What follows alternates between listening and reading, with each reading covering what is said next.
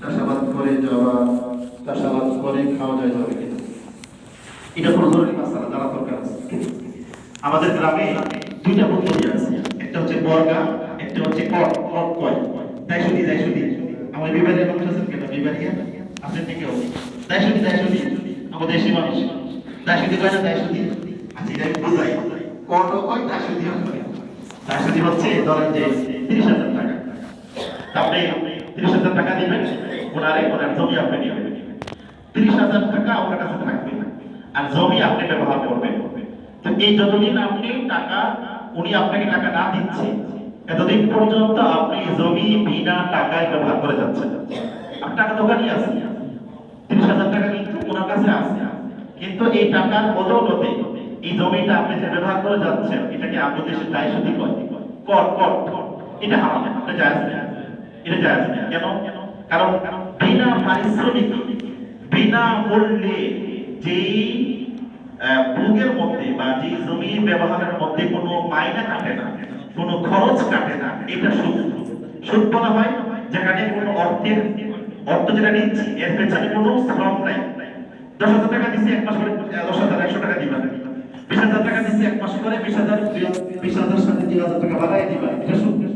ওই 2,000 টাকা কেন দিচ্ছেন? কোনো লাভ, কোনো এর পেছনে কোনো শ্রম তো নাই, এটা হারাম। আরেকটা হচ্ছে সৃজন ভিত্তিক, সৃজন ভিত্তিক। যেমন আমাদের দেশে এই যে বর্ষাকালটা গেলে একটা ধানের সিজন হয়, এরপরে গ্রীষ্মকালে একটা ধানের সিজন হয়, ইরিদান, মুরুদান নাকি ইরিদান।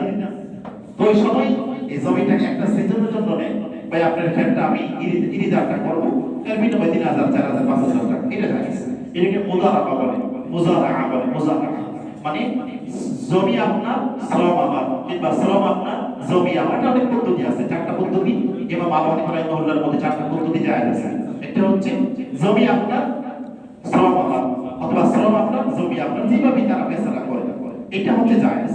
কিন্তু আমরা যেটা করি যে 30,000 টাকা বন্ধক রাখি আর এই ফাঁকে যা জমি ব্যবহার করতে থাকি, এটা জায়েজ না, এটা না জায়েজ। তো আমাদের দেশে যেটা এই প্রশ্নটা করা হলো যে টাকা ওখানে থাকবে, জমি ব্যবহার করবে, জায়েজ নেই। কিন্তু যদি টাকা যেটা আছে কম হোক আর বেশি হোক কাটতে হবে।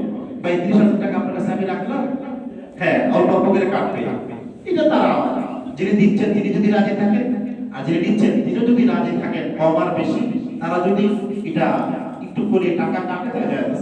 30,000 টাকা আছে বা আপনার জমিতে যতদিন আছে প্রত্যেক সিজনের জন্য 1,000 বা 2,000 বা 3,000 টাকা কাটবে, তাহলে জায়েজ। কিন্তু টাকা আপনার জায়গায় সমান থাকবে আর জমি আপনি পাওয়া ব্যবহার করে জায়েজ নেই, এটা করা যাবে না। আল্লাহ আমাদের সকলকে বুঝার তৌফিক দান করেন।